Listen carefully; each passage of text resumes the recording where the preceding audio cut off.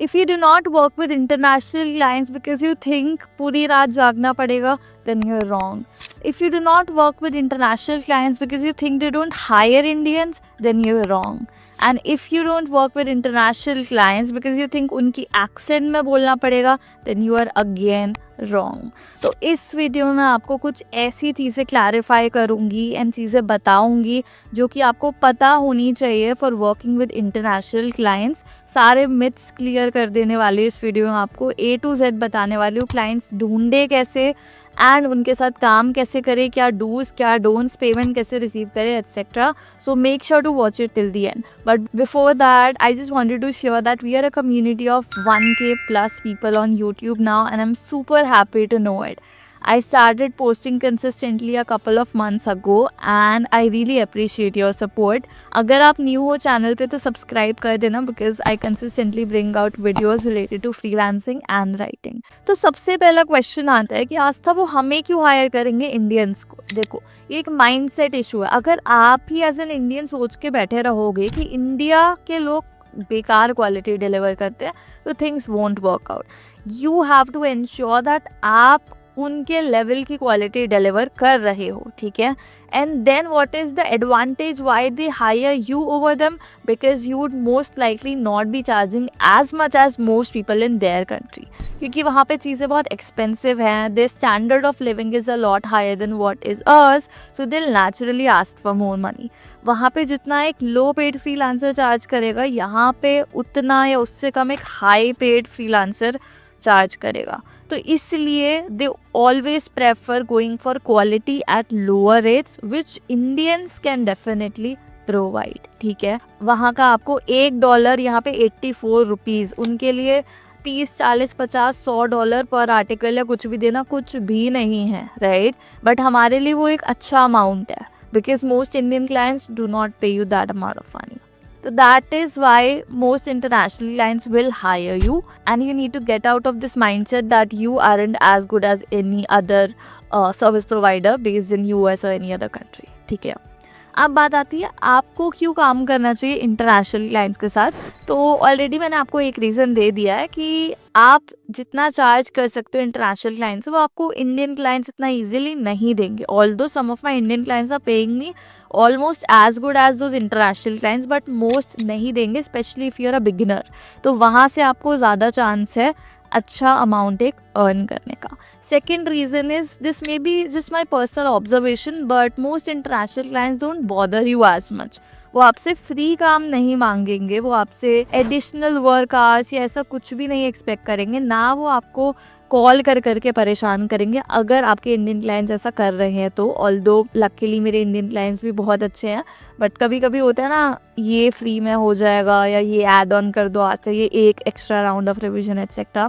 But international clients नहीं करते हैं नॉर्मली ऐसा. अगर उनको कुछ भी एडिशनल करवाना होगा ना, most likely they will pay you additionally for it, which is a plus sign. Third, आपका पोर्टफोलियो तो बिल्ड होगा ही अगर आप बाहर के क्लाइंट्स के साथ काम करेंगे.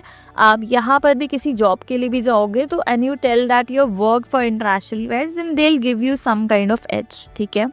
तो ये कुछ रीजंस हैं why you should consider working for international clients. अब क्वेश्चन आता है कि आज तक इंटरनेशनल क्लाइंट्स के साथ काम करते हुए क्या आपको रात भर जागना पड़ता है. देखो अगर आप मुझसे पूछो तो हाँ, मैं ऑलमोस्ट रात भर ही जागती हूँ because I feel like I am more productive at night. At least right now this is my routine that I work till 3 to 4 a.m. and then I wake up around 11 a.m. to 12 noon.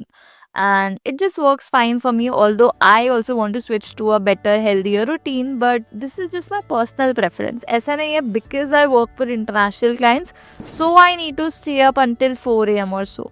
Of course, the communication and everything becomes easier, it becomes more faster if you are awake at the time. अब यहाँ international clients को ना हम generalize नहीं कर सकते. एक तो चीज़, जैसे इंटरनेशनल क्लाइंट्स हमारे किसी भी कंट्री के हो सकते हैं, but what I am specifically talking about is people based out of US. UK के भी क्लाइंट्स रहे, बट यूके एंड इंडिया का ज़्यादा टाइम डिफरेंस नहीं होता, ठीक है. तो वो तो मैनेजेबल है. यूएस के लिए हमारा टाइम डिफरेंस होता है अराउंड 11.5 आवर्स का. तो जब वहाँ उनकी सुबह हो रही होती है, यहाँ रात हो जाती है. तो इसलिए आई वुड से अगर आप रात को 10-11 बजे तक भी जग रहे हो ना, still you can communicate with your clients. A lot of my clients based out of US are pretty much okay with scheduling meets around 10 p.m., 11 p.m. or even 9 p.m. at times. So it's not really a big deal. You just need to communicate well with them. Tell them that these are the times you are available and find something that works for both of you. And in terms of the other work that you do, you don't need to be awake all the time when they are awake, right? आप freelancer हो, आप employee नहीं हो. अगर आप as an employee काम कर रहे हो, sure you will have to follow their timings, but as a freelancer नहीं करना पड़ता ये सब.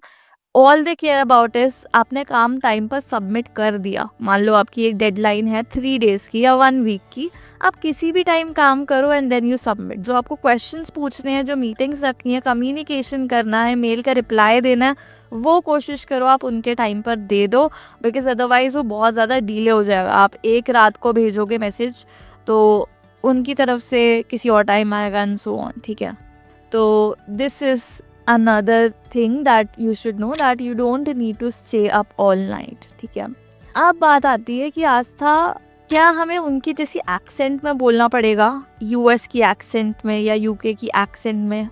बिल्कुल भी नहीं. See, if you try to fake your accent तो वो ज़्यादा प्रॉब्लमेटिक है. If you see, I speak very normally just like any Indian. My English is pretty much okay. I am not that fluent in communication either, but ऐसा भी नहीं है कि बहुत ख़राब है. ठीक है, तो आपकी इंग्लिश मैटर करती है to some extent. You have to make sure that whatever you are saying, they are able to understand, and whatever they are saying, you are able to comprehend it.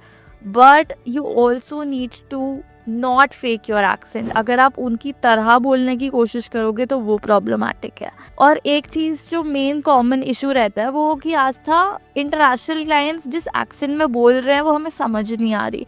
तो शुरू में मेरे साथ भी ऐसा होता था बीच बीच में, स्पेशली यूएस नहीं, यूके के क्लाइंट्स के साथ होता था. तो what I started doing is, Google Meet पे मेरे सेशंस होते हैं, मतलब मीटिंग्स वगैरह, वहाँ एक ऑप्शन होता है क्लोज कैप्शंस. तो उसको ऑन कर दो, सीसी को टर्न ऑन कैप्शंस. उससे वो जो भी बोल रहे होंगे सिंपली आपको लिखा हुआ आ जाएगा. तो आपको बस थोड़ा थोड़ा बीच में पढ़ना पड़ेगा, but at least you will be sure कि whatever they are saying you are able to understand and respond to them. But हाँ, प्लीज़ अपनी एक्सेंट को मत फेक रखना. उनको भी पता है कौन इंडिया का है, कौन यूएस का है, कौन कहीं और का है, एंड वो चीज़ ज़्यादा प्रॉब्लमेटिक हो जाती है because you trying to be fake. So you can do this. अब बात आती है that you are not good at और you not confident with your communication.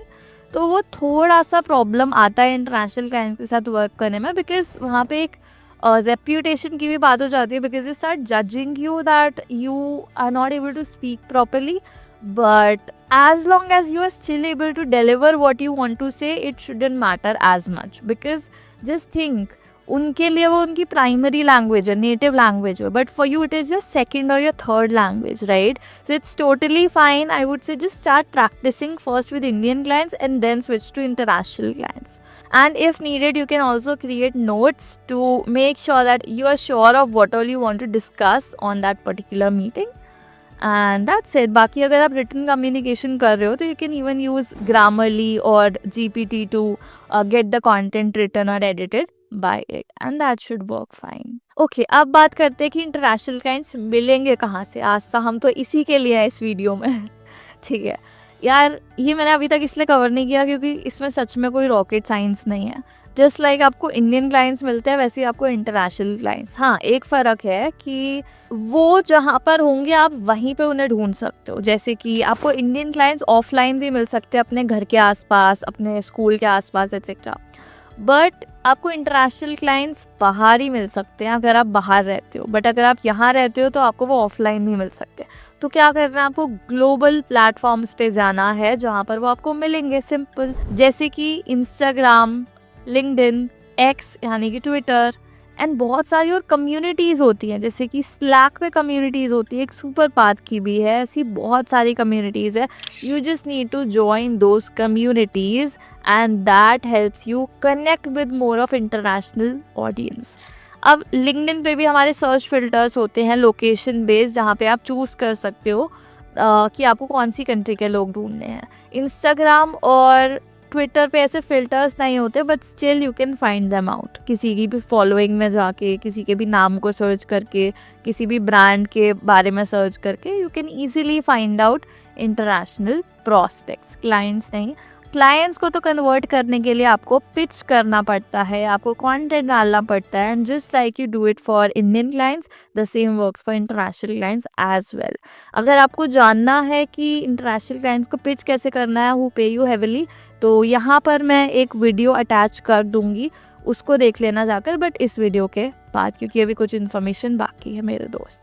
तो अब बात आती है कि इंटरनेशनल क्लाइंट्स के साथ काम कैसे करना है। तो यार इसमें भी कोई रॉकेट साइंस नहीं है। I would just say try to be more professional because they are more professional. उनके पास हर चीज़ के सिस्टम होते हैं कि उन्हें ऑन बोर्ड कैसे करना है फ्रीलांसर को, या उनको पेमेंट कैसे प्रोसीड करनी है, एट्सेट्रा एट्सेट्रा। तो you need to make sure कि आप उनके हिसाब से भी चलो, और ऑफ कोर्स अपने इनिशिएटिव भी उनको बताओ, अपने सिस्टम्स के बारे में उनको बताओ, अपने आइडियाज़ डिस्कस करो, ऑल ऑफ दैट।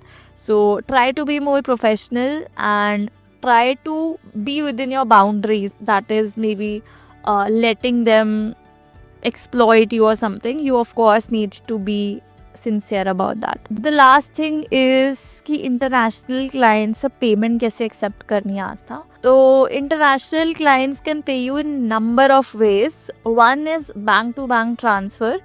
वो हर बैंक नहीं सपोर्ट करता है, आपको इंश्योर करना है कि उनका बैंक भी सपोर्ट करता है ना आपका बैंक भी। Even yesterday I received an international payment from US, जो कि इनवर्ड रेमिटेंस होता है। So I use HDFC bank for that. I have 2 bank accounts, one is my HDFC bank, जिसमें इंटरनेशनल पेमेंट एक्सेप्ट करने का option है already enabled.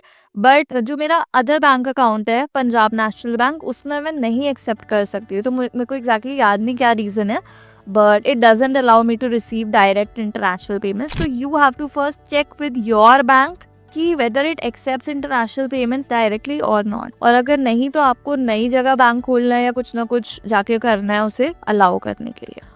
इस method में ज़्यादा कमीशन नहीं जाता, इनफैक्ट कमीशन एज सच कुछ नहीं जाता है, बस जो एक्सचेंज रेट होता है ना, जैसे अभी परसों जो मेरी पेमेंट आई है, कल या परसों, उसमें मेरा अभी आई थिंक अराउंड 84 का रेट चल रहा है, 83 का डॉलर का INR में। मेरे पास कुछ 81 पॉइंट समथिंग पे कन्वर्जन हो गया है, but still it is pretty much good I would से, ठीक है। एंड अगर आपको ये नहीं पॉसिबल लग रहा, क्योंकि इसके लिए आपको एक स्विफ्ट कोड भी चाहिए होगा which you have to collect from your bank. बाकी सब कुछ नॉर्मल डिटेल्स जो भी होती है बैंक की, account number, branch, IFSC name etcetera, वही सब देना होता है। अगर ये सब नहीं सूट करता या फिर you want to get payment more quicker, वैसे तो इससे भी 2 दिन में आ जाती है, 2 से 3 दिन में, बट अगर आपको दूसरे मेथड्स एक्सप्लोर करने हैं या आपके क्लाइंट्स कोई प्लेटफॉर्म यूज़ करते हैं, तो आई वुड से एक पेयोनियर एक प्लेटफॉर्म है which I have been using for a lot of clients. Payoneer में ओनली 2 to 3% कमीशन कट होता है। अगर वो डेबिट कार्ड से पेमेंट कर रहे तो 2% एंड क्रेडिट कार्ड से आई थिंक 3%। तो you can try out this platform and it works good. Payment भी जल्दी ही आ जाती है, एटलीस्ट स्टार्ट हो जाती है। आप पेमेंट रिक्वेस्ट सेंड करते हो and they just go to that link and make the payment with the debit और क्रेडिट कार्ड। इसमें जो एक ड्रॉबैक है ना, वो इन्होंने एक फ़ी अप्लाई कर दिया, केयरिंग $75 या पता नहीं कुछ, एक मे बी इससे ज़्यादा है, कुछ फिक्स फ़ी है। कुछ ऐसा है कि अगर आप 1 साल में इतना पेमेंट नहीं रिसीव करते हो ना पेयोनियर से, तो आपको इतना पैसा देना पड़ेगा इस प्लेटफॉर्म को। सो एक वो जो है वो एक ड्रॉबैक है इसका। तो अगर आप अच्छा बिजनेस आपका आ रहा है इंटरनेशनली, तभी प्लेटफॉर्म यूज़ करना, अदरवाइज कोई सेंस नहीं है, ठीक है। एंड जो अदर प्लेटफॉर्म है वो है एक वाइज, जिसमें अलग अलग तरह से आप पेमेंट एक्सेप्ट कर सकते हो। डायरेक्टली आपका क्लाइंट भी आपके बैंक में पे कर सकता है वाइज के थ्रू। एंड एक ऑप्शन है पेपैल। सो पेपैल एक ऐसा प्लेटफॉर्म है, आप लोगों ने नाम सुनना ही होगा। उसमें इंस्टेंटली आपके पास पैसा आ जाता है, that is a good thing आपके वॉलेट में, एंड देन बैंक में भी उसी रात या something. But the drawback here is PayPal में आपका कमीशन बहुत जाता है और करेंसी कन्वर्जन उसका बहुत जो है ना रेट ऐसा है कि आपको बहुत कम पैसे मिलेंगे, मतलब इतने भी कम नहीं, बट लाइक मेरे अकॉर्डिंग टोटल जो डिफरेंस आ जाता है वो 9% के करीब आ जाता है। आपका करेंसी कन्वर्जन प्लस जो एक्चुअल रेट है उस अकॉर्डिंग करीब 9% आपका डिडक्ट होता है। तो प्रॉब्लम यही है कि कुछ क्लाइंट्स वही यूज़ करते हैं, बट ट्राई कि आप उनसे कुछ एडिशनल चार्ज कर रहे हो and so that you don't face a lot of loss. So what I have a policy कि 5% एडिशनल लेती हूँ मैं अगर कोई मुझे पेपैल से पेमेंट कर रहा होता, ताकि मुझे बहुत ज़्यादा ना लॉस बियर करना पड़े वहाँ. बाकी मेरी प्रेफरेंस हमेशा direct bank to bank transfer ही रहती है and most of my clients are okay with it. Otherwise I use Payoneer. बाकी there are many other platforms just like I said Wise, ऐसे ही बहुत सारे और हैं. जूम है एक प्लेटफॉर्म, मैंने बहुत सारे प्लेटफॉर्म्स यूज़ करे हुए हैं in the past. People have paid me through them. ठीक है, so I would recommend bank to bank transfer. नहीं होता तो फिर Payoneer, otherwise you go for PayPal. नहीं तो ask them to transfer with Wise. And इसके अलावा आप वो भी कर सकते हो रेज़र पे यूज़. रेज़र पे व इंटरनेशनल पेमेंट्स भी एक्सेप्ट करने का आई थिंक ऑप्शन है, बट मेरे में अभी इनेबल्ड नहीं है. उसमें भी आपको एक लिंक जनरेट करनी होती है. तो बेसिकली आप किसी भी प्लेटफॉर्म पर जाओ ना, आपको कुछ अपने प्रूफ देने पड़ते हैं, आईडी, तो एक प्रोसेस फॉलो करना पड़ता है, बट अदरवाइज उसके बाद आप सॉर्टेड हो. ठीक है, अब एक और छोटा सा क्वेश्चन था आप लोगों का कि टैक्सेस डिडक्ट होते हैं क्या. तो टैक्सेस इंटरनेशनल क्लाइंट्स नहीं डिडक्ट करते हैं, बस वो आपसे एक फॉर्म फिल आउट करवाते हैं जिसका नाम है W8BEN. उसमें आपको अपनी बेसिक डिटेल्स डालनी होती है एंड वो आपको कोई टैक्स नहीं काटते हैं. But it doesn't mean that you don't have to pay taxes. If your income falls under any tax category as per Indian laws, then you have to pay the taxes, right?